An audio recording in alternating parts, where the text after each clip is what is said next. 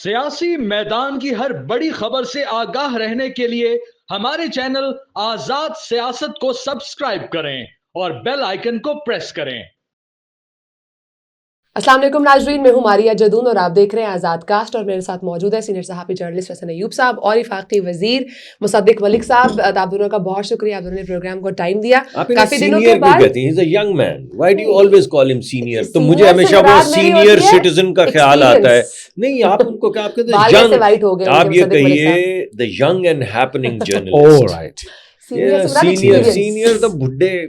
It's about experience sir, it's not about as. नहीं, ये आप बहरहाल चलिए, आपने हो गया, मेरा ये ख्याल नहीं, उससे कुछ फर्क नहीं पड़ता। हाँ, सही कह रहे हैं। You are a young man, aren't you? ठीक है जी, I'm 40 plus, so I'm not young. Are you young man? I'm mid age, yes, I am. I'm not young. Middle age तो फिर मैं कुछ उस पर तबसरा नहीं करूंगा। मिडिल एज सर, मैन आपकी जो बात होते हैं यही उन पे पर मैं नहीं गलत तबसरा साबित करूंगा। हो गया। चलिए, अपने आप आप खुद ही को कह कर दिया दिया उन्होंने, अब कि चलाइए ये आप। senior, मैं ठीक हो अपनी गया। बात वापस लेता हूँ जी। ठीक है आप बात को आगे बढ़ाइए। ठीक है नाज़रीन, आज मिलिट्री कोर्ट्स को 85 सिविलियन केसेस के अंदर जो है वो सजाएं सुनाने की मशरूत इजाजत मिल चुकी है। इस पर बात करेंगे। इसके साथ साथ पाकिस्तान तहरीक इंसाफ एक तरफ कह रही है मुज़ाकरात हो रहे हैं, एक तरफ खबरें आ रही हैं मुज़ाकरात नहीं हो रहे। जेल से भी कुछ खबरें सामने आ रही हैं। ये इस वक्त चल क्या रहा है, मुज़ाकरात हो रहे हैं नहीं हो रहे, पाकिस्तान तहरीक इंसाफ चाहती क्या है, हुकूमत मुज़ाकरात करने के लिए तैयार है, इन तमाम मामलात पर बात करेंगे। हसन साहब, प्रोग्राम का आगाज़ मैं आपसे ही करूंगी। कहिएगा, कुछ दिनों पहले हमने खबर देखी कि दरख्वास्त मुस्तरद हो चुकी थी। अब हमने देखा मिलिट्री कोर्ट्स को 85 सिविलियन मुकदमात के अंदर जो है वो सजा सुनाने की मशरूत इजाज़त मिल चुकी है। आप इस तमाम मामले को किस तरह से देख रहे हैं, ये किस तरफ जा रही हैं चीज़ें? देखिए, सजा सुनाने के लिए अगर मैं भी आपसे पूछूं, अच्छा, मुझे हकीकत में ये मशरूत वाली बात नहीं पता थी, तो क्या शराइत हैं जिन पे ये? नहीं, शराइत नहीं है जी, उन्होंने उनको अलाउ कर दी है, क्योंकि जो कंसेंट ऑर्डर है, जो कॉन्स्टिट्यूशनल बेंच है 7 member headed by justice honourable justice Aminuddin Khan, आप उनके सामने जो लास्ट हियरिंग थी उसके ऊपर हफीजुल्लाह नियाजी साहब और दीगर जो फैमिलीज थी जिनके लोग कस्टडी के अंदर है मिलिट्री के, उन्होंने इस बात को एजिटेट किया था जी कि सज़ा देनी है सज़ा सुनाएं, छोड़ना है छोड़ें, जो कुछ भी है कम से कम डिसाइड करें। ये स्टे ऑर्डर आया हुआ है, इस हुक्म इम्तनाई की वजह से आज साल सवा साल से ऊपर टाइम हो चुका है और हमारे जो प्यारे हैं वो इस वक्त कस्टडी के अंदर है मिलिट्री की। हमें मुलाकात उस तरह जो है वो मुयस्सर नहीं है जिस तरह सिविलियन जेल्स के अंदर है। तो फिर अदालत ने कंसेंट के साथ ये बेसिकली ऑर्डर दिया है कि इसको प्रोसीड करें, यानी प्रोसीड करने की परमिशन मिल गई है 85 प्रिजनर्स के हवाले से जो मिलिट्री कस्टडी के अंदर हैं। अब उनकी बरियत भी हो सकती है, उनकी सेंटेंस भी हो सकती है। अगर बरियत होती है तो वो लोग आज़ाद हो जाएंगे, और अगर सेंटेंस होती है तो वो लोग फिर जाएंगे जो जेलें हैं, यानी अडियाला जेल में चले गए, लाहौर जेल में, कोट लखपत में चले गए, या जो रेलेवेंट उनकी जेल बनेगी वहाँ पर। फिर वहाँ पर जिस तरह आम सिविलियन कैदी होते हैं इसी तरह वो अपनी सेंटेंस को सर्व करेंगे। तो बेसिकली ये ओवरऑल यानी एक समझ लें कि कंसेंट ऑर्डर है। ये अदालत ने अभी जो कि आर्मी एक्ट का जो सेक्शन 2D है उससे मुतल्लिक फैसला भी करना है। 2D के ऊपर ये मामला जाएगा, लेकिन बहरहाल इस लिहाज से ये खुशाइंद है मेरे हिसाब से अगर बात करें तो, क्योंकि देखें 9 मई हुआ और 9 मई के अंदर जिस तरीके से आपने अपनी जितनी भी मिलिट्री की जो जगह थी उनको निशाना बनाया मुनज़्ज़म तरीके से। जब उनको निशाना बनाया तो उसके बाद जब इन लोगों को सजाएं नहीं मिली तो फिर बहुत से लोग जो हैं वो ओवरजॉयड हो गए, शोखेपन में आ गए। अब वो समझ रहे थे कि जनाब सज़ा तो होनी नहीं है, लिहाजा उन लोगों ने दोबारा इस्लामाबाद के ऊपर बार बार मार्च किया। अब 3-4 मार्चेस जो हैं 9 मई के बाद भी आप देख लें कि रिपीटेडली वन आफ्टर अनदर जो पाकिस्तान तहरीक इंसाफ ने इस्लामाबाद के ऊपर अपना हमला किया। तो अब यानी इस सज़ा मिलने से या इस इजाज़त मिलने से कम अज़ कम उन लोगों को भी अब समझ आएगी कि यह मामला अब संजीदा, यहाँ पर सज़ा भी मिल सकती है, या मिलिट्री कोर्ट्स में केसेस ट्रायल भी हो सकते हैं। क्योंकि देखिए ATC की जो अदालत होती है ना, ATC के अंदर केसेस जो है वो लिंगर ऑन हो जाते हैं। फिर इनके पास PTA के पास एक बड़ी ब्रिगेड है इसकी लॉयर्स की, वो चले जाते हैं। कोई बार का प्रेसिडेंट होता है, कोई साथ किसको ले जाते हैं, जाकर जजेस के ऊपर इन्फ्लुएंस करते हैं, उनको अंडर प्रेशर ले आते हैं। जब जजेस को अंडर प्रेशर ले आते हैं तो बहुत से मुकदमात में जो बड़े जेन्युइन मुकदमात थे वहाँ पर लोगों को या तो बेल्स मिल गई या उनके एक्विटल्स हो गए या क्वाशमेंट होगी। यानी बड़े मजबूत केसेस को भी ATC की अदालत के जो मोअज़्ज़ज़ जजेस हैं उन्होंने बहुत हल्का लिया। तो मेरे ख्याल के मुताबिक मिलिट्री कोर्ट्स के अंदर अब ये केसेस की जो इजाज़त मिल गई है, اس کے نتائج مستقبل کے حوالے سے بڑے جو ہے وہ بہتر نتائج برآمد کرے گی. لیکن آپ کو لگتا ہے کہ جیسے سپریم کورٹ اس بات پر اختلاف بھی کر رہی تھی کہ اس کا مطلب یہ ہے کہ ہم اختیار دے رہے ہیں ملٹری کورٹس کو بھی کہ وہ بھی سویلین کیس کو ٹیک اپ کر سکتے ہیں, تو اس میں کچھ اختیارات کی بھی معاملات ہو سکتے ہیں؟ دیکھیں ایف بی علی کیس جو ہے نا, F B Ali case supreme court of Pakistan کا, وہ بڑا واضح ہے. اس میں ان تمام کے تمام آرمی ایکٹ کی جتنی شکیں تھیں انکلوڈنگ 2D, اس کو بھی اس نے جانچ پرکھ کر اس کے اوپر اپنا فیصلہ دیا تھا. اب اس کے بعد ہمارے ایک معزز جسٹس اعجاز الحسن کی سربراہی میں بینچ بیٹھا, اس بینچ نے 2D کو اڑا دیا. اب 2D کو کس طرح اڑا دیا؟ انہوں نے کہا دیجیے اس کو اس کی کواشمنٹ کر دی, اس کو ختم ہی کر دیا, کالعدم قرار دے دیا, جو کہ ان کا ڈومین نہیں بنتا تھا. ایف بی علی کا جو بینچ تھا اس بینچ سے بڑا بینچ ہونا چاہیے تھا, جبکہ یہ اس سے چھوٹا بینچ تھا. تو چھوٹا بینچ سپریم کورٹ کا ایک ماضی کی جو فیصلہ ہے جو بڑے بینچ نے دیا ہوا ہے اس کو انڈو نہیں کر سکتا. 5 ممبر بینچ جو ہے وہ 5 ممبر بینچ کے فیصلے کو بھی انڈو نہیں کر سکتا. تو یہ وہ کر گزرے ہیں, کیونکہ آپ کو معلوم ہے کہ انہوں نے سہولت کاری فراہم کرنے کی ٹھانی ہوئی تھی, قسم کھائی ہوئی تھی, اور اسی وجہ سے اعجاز الحسن صاحب جو ہے نا پھر انہوں نے پتلی گری پکڑی پی ٹی آئی کی طرح, جیسے وہ بھاگتے ہیں نا, اس طرح انہوں نے بھی استعفیٰ دے کر نا وہ بھاگ گئے. ٹھیک ہے. مسعود ملک صاحب, آپ کا اس پر کیا ٹیک ہے؟ آپ کو کیا لگتا ہے, جس طرح سے سپریم کورٹ بھی پہلے کہہ رہی تھی کہ یہ اگر ہم اس طرح سے چیزوں کو لے کے چلیں گے, اگر ملٹری کورٹس سویلین کیسز میں انٹرفیئر کرے گی تو اختیار ان کو دینے کی بات ہو جائے گی, تو آپ کو کیا لگتا ہے کہ جنوری میں ان تمام چیزوں کا حتمی فیصلہ بھی سامنے آ جائے گا, تو کیا جنوری میں سپریم کورٹ جو ہے وہ تمام ملٹری کورٹس کو انڈورس کر رہی ہوگی؟ دیکھیے مجھے تو میں یہ سمجھتا ہوں کہ یہ تمام چیزیں آئین اور قانون کے تقاضے پورے کرنے کے ساتھ ساتھ مطابقت رکھنی چاہیے اور اس کے ساتھ ساتھ چلنا چاہیے. یہ میرا ہمیشہ سے موقف رہا ہے. اب آئین اور قانون نے اگر کچھ جرائم کے لیے ملٹری کورٹ کو تجویز کیا ہے اور پراپر ریپرزنٹیشن کے ساتھ اگر کوئی جرم اس جورسڈکشن میں آتا ہے اور وہاں پہ ٹرائی ہوتا ہے جی تو پھر وہ ہوگا, بیکاز آئین اور قانون اس کی اجازت دیتا ہے. لیکن میں اس میں موٹیویٹڈ نہیں ہوتا ہے ان چیزوں میں.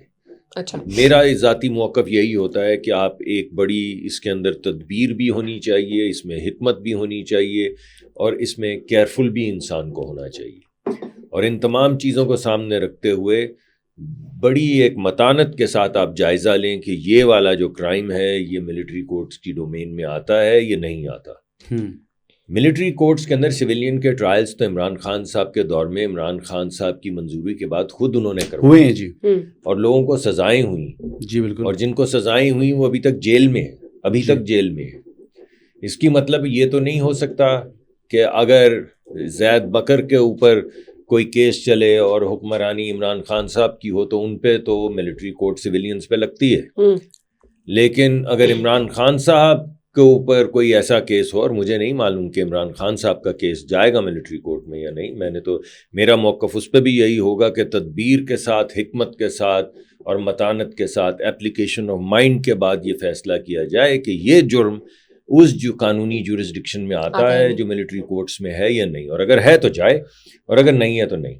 لیکن میں یہ ذرا مجھے ہپوکریسی عجیب سی لگتی ہے کہ جب آپ سزائیں لوگوں کو دلوا رہے تھے, جب آپ ملٹری کورٹ کو منظوری دلوا رہے تھے, تب تو یہ سب صحیح تھا. لیکن آج ایک دم جب آپ کی پارٹی زیر اعتاب ہے, جب آپ نے کور کمانڈر کا گھر جلا دیا یا آپ نے اسلحہ خانے پہ حملہ کر دیا, یعنی فوج کے اسلحہ خانے پہ حملہ کر دیا, جب آپ نے سرگودا بیس کے اوپر جہازوں کو آگ لگا دی, اور اگر آپ پہ یا آپ کے ہواری جو ہیں یا جتھے جو آپ کے پاس ہیں اگر ان کے متعلق وہی اپلائی کرنے کی کوشش کی جائے جو آپ نے خود اپلائی کروایا لوگوں پہ, تو وہ غلط ہے. یہ ہپوکریسی مجھے سمجھ نہیں آتی. ٹھیک ہے, دیکھیں اس میں آرٹیکل 8 جو ہے کانسٹیٹیوشن کا وہ بڑا واضح ہے, وہ اس بات کی گنجائش دیتا ہے آئین پاکستان اور ملٹری کورٹس, کیونکہ دیکھیں آرٹیکل 8 کا جو سیکشن 1-2 تو بیسیکلی وہ ان کو امپاور کرتا ہے, اور 3 اور 4 بیسیکلی اس پر آپ کا جو ہے وہ ایگزیکٹلی لاگو ہوتا ہے. اور جو آرمی ایکٹ ہے, دیکھیں آرمی ایکٹ بھی مطلب یہ بنا گیا ہے اس لیے دیکھیں بہت سے لوگ سولینز جو ہیں جو کہ فورسز کے اندر کام کرتے ہیں, ایئر فورس کے اندر سولینز کام کرتے ہیں, نیوی کے اندر سولینز کام کرتے ہیں جو یونیفارم لوگ نہیں ہیں, آرمی کے اندر جو ہیں وہ جو سولین کام کرتے ہیں جو کہ آرمی کے یونیفارم پرسنلز نہیں ہیں. تو جب وہ کوئی ایسی سازش میں ملوث پائے جائیں تو ان کا پھر ٹرائل کدھر ہوگا؟ ان کا ٹرائل جو ہے وہ عام کچہری میں تو نہیں ہو سکتا. ایک آدمی جو کہ سویلین ہے اور سپوزٹلی کسی ہندوستان کے سپاہی کے ساتھ اس کا کچھ گٹھ جوڑ ہے اور اس کے ساتھ وہ اگر وہ پاکستان کے خلاف سازش کر رہا ہے تو کیا کلبھوشن کا ایگزامپل دے رہا ہوں, کلبھوشن کا کیس جو ہے وہ ATC میں جائے گا؟ نہیں جا سکتا. وہ کیسز اس طرح کے جو مقدمات ہیں وہ ٹرائل ہونے ہیں ملٹری کورٹس کے اندر ہی. لیکن یہ ایسا کچھ جیسے بات انہوں نے کی کہ ایسا نہیں ہونا چاہیے کہ پولیٹیکلی کسی کو وکٹمائز کرنے کے لیے اس کے معاملے کو ملٹری کورٹس میں لے جایا جائے. اور میرا نہیں خیال کہ اس موقع کے اوپر جو ہماری اسٹیبلشمنٹ ہے یا ہماری آرمی ہے یا ہماری آرم فورسز ہیں وہ اس معاملے کو سیاست کے ساتھ انیکس کریں گے. کبھی بھی وہ یہ الاؤ نہیں کریں گے اور یہ الاؤ ہونا بھی نہ ہے اور نہ اس کو الاؤ کیا جا سکتا ہے. دوسری بات آپ کو ایک اور بزک بات بتا دوں کہ ایک نیا منصوبہ بنا دی ہے پاکستان تحریک انصاف نے. وہ یہ بنایا ہے کہ جو شام کے جو ایشوز تھے, شام کی جو ویڈیوز ہیں ان ویڈیوز کو پاکستان کی کر کے ریپروڈیوس کرنے جا رہے ہیں اور ایک ہجان پیدا کریں گے عوام میں اور فوج کے درمیان نفرت پیدا کرنے کی کوشش کریں گے. اور جو ان کے 26 نومبر کے دھرنے کے اندر لوگ آئے تھے جن کو پولیس وغیرہ نے کسٹڈی میں لے لی ہے, اب ان کے اوپر فیک ٹارچرز کی ویڈیوز بنا کر پروڈیوس کی جائے گی. شاید ان لوگوں کے اوپر ظلم اور بربریت کے پہاڑ توڑ دیے گئے ہیں. It's a news. اور یہ میں بتا رہا ہوں کہ یہ ان سائڈ انفارمیشن ہے پاکستان تحریک انصاف کے اندر. یہ کل فیصل باوڈا صاحب نے بھی ایک دو پروگرامز میں بات کی ہے اور یہ تشویش کی بات, اگر یہ بات سچ ہے تو یہ بڑی تشویش والی بات ہے. اس کی وجہ یہ ہے کہ اگر آپ اس کو جوڑیں عمران خان صاحب کے وہ کل کیا ٹویٹ بیان جو بھی وہ جنرل ڈائر کے حوالے سے جو انہوں نے کہا, غیر رسمی گفتگو کی ہے نا صحافیوں سے, تو بات یہ ہے 10-12 صحافی تھے ویسے یہ بات انہوں نے کی ہے. جی میں اسی کا ذکر کر رہا ہوں. جی تو جو یہ گفتگو ہے آپ سوچئے کہ دنیا میں ایسے ایسے ظالم لوگ گزرے ہیں, لیکن ایسے موقع پہ جب آپ ایک پورے ملک میں ہیجان پھیلا رہے ہیں فوج کے خلاف, نفرت پھیلا رہے ہیں فوج کے خلاف, حملے کروا رہے ہیں فوج کی تنصیبات پہ, اس وقت آپ ایک پرانا ایک بہت ظالمانہ ریفرنس دیں وہ بھی کسی جرنیل کا, تو سوال یہ پیدا ہوتا ہے کہ نہ آپ کو یزید یاد آیا نہ آپ کو فرعون یاد آیا, اور جنرل ڈائر بھی برے آدمی تھے, لیکن آپ کو ایسے موقع پہ یہ جو بار بار آپ جنرلز کر رہے ہیں, اور یہ جو پھر سیریا کے حوالے سے اگر یہ ابھی تک تو الزام ہے, میں نے کوئی ویڈیو دیکھی نہیں, مگر اگر اللہ نہ کرے کوئی ایسی ہیجان انگیز فیک نیوز پھیلائی جاتی ہیں, فیک ویڈیوز بنائی جاتی ہیں, تو پھر دیکھیے پھر اگر کوئی کہے کہ آپ یہ کیا کر رہے ہیں, کیا آپ اکسا رہے ہیں بغاوت پہ, کیا آپ کوشش کر رہے ہیں کہ دراڑیں پڑیں اداروں کے اندر, آپ یہ کیا کرنے کی کوشش کر رہے ہیں, تو پھر ایک سوال تو اٹھنا شروع ہو جاتا ہے نا. اور پھر آپ بار بار کہی جائیں, جس طرح کل میں سن رہا تھا تو رانا ثناء اللہ نے بھی یہ بات کی کہ یعنی پہلے آپ نے جا کے آگ لگائی اور پھر آپ نے یہ کہا کہ خود ہی لگا دی, یعنی انسلٹ اوور انجری, اور اس کے بعد آپ یہ سمجھتے ہیں کہ آپ اس طرح کی باتیں کریں گے کہ تم نے اپنے وہ جو ادارے تھے ان پہ خود حملہ کروا دیا, خود آگیں لگوا دیں, جو لوگ جل گئے یا جو عمارتیں تباہ تمہاری ہو گئیں وہ تم نے خود کی ہیں, اور تصویریں آپ کو ویڈیوز نظر آ رہی ہوں کہ کہاں ہم GHQ جا رہے ہیں اور کہاں جا رہے ہیں, کور کمانڈر کے گھر جا رہے ہیں اور ہم یہ کر دیں گے اور وہ کر دیں گے, اور اس کے بعد آپ ان کی موجودگی میں عوام کے اندر ایک کیمپین چلائیں کہ یہ انہوں نے خود کروایا ہے, فالس فلیگ آپریشن کا نام. تو آپ مجھے یہ بتائیے, پھر آپ حوالے دیں جرنیلوں کے پرانے, بہت ظالم لوگ گزرے ہیں, تو جب آپ ان تمام چیزوں کو جوڑیں تو بھائی پھر سینس نہیں بنتی, پھر اس سے پرووکیشن بڑھے گی, اس سے آگ اور زیادہ لگے گی, نتیجتاً ہمارا جمہوری عمل جو ہے وہ خراب ہوگا, بہتر نہیں ہوگا. اس وجہ سے میں سمجھتا ہوں کہ اس معاملے میں یہ جو ابھی باقاعدہ 2-3 لوگ اور آپ بھی ماشاءاللہ آپ ہمیشہ جو بات کرتے ہیں وہ بڑی کریڈیبل ہوتی ہے, مگر ایک طرح سے تو ان کی بات کو تنبیہ اگر جان لیں اور ایسا نہ کریں تو بہتر ہوگا کہ اگر یہ بات ڈسکلوز ہو گئی ہے اور لوگوں نے شروع کر دی ہے تو آپ کو خیال کرنا چاہیے کہ آپ اپنے ہی ملک پہ حملہ آور نہ ہوں, کیونکہ آپ ہوتے رہے ہیں. اس سے پہلے کانگریس میں جا کے آپ نے پاکستان کے PMLN کے خلاف تو ریزولوشن نہیں پاس کروائی, پاکستان کے خلاف کروائی. وہ جو خط آپ نے لکھوایا امریکہ میں وہ PMLN کے خلاف تو نہیں لکھوایا, وہ آپ نے پاکستان کے خلاف لکھوایا. جب IMF کا معاہدہ ہو رہا تھا اور آپ نے وہاں پہ احتجاج کیا, وہ آپ نے PMLN کے خلاف تو نہیں کیا, وہ آپ نے پاکستان کے خلاف کیا. وہ جب ترین صاحب نے 2 مختلف وزراء ان 2 وزیروں کو فون کر کے کہا کہ خان کہتا ہے محسن لغاری کو آگ لگا دو اور تیمور جھگڑا کو اور یہ IMF کو ڈی ریل کر دو, تو آپ مجھے بتائیں وہ حملہ کس پہ تھا؟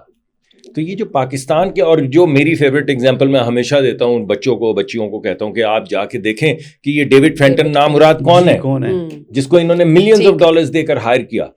تو جب یہ تمام چیزیں آپ جوڑتے ہیں تو خاکہ اچھا نہیں دکھتا. بالکل صحیح کہہ رہے ہیں. یہ خاکہ سیاسی جماعتوں کو اچھا دکھانا چاہیے. یہ برے خاکے سیاست اور جمہوریت سے ایسوسیٹڈ نہیں ہونے چاہیے. پرفیکٹ. میں سر خیر ہے کوئی نہیں, 2 باتیں پوچھنا چاہوں گا سر.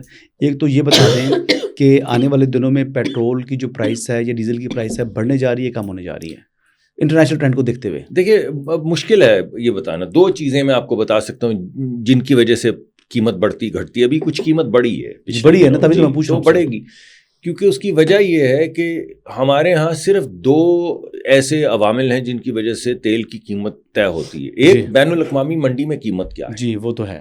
دوسرا پاکستان میں ڈالر اور روپے جو ہے ان کی مناسبت کیا ہے, ان کا آپس میں تناسب کیا ہے.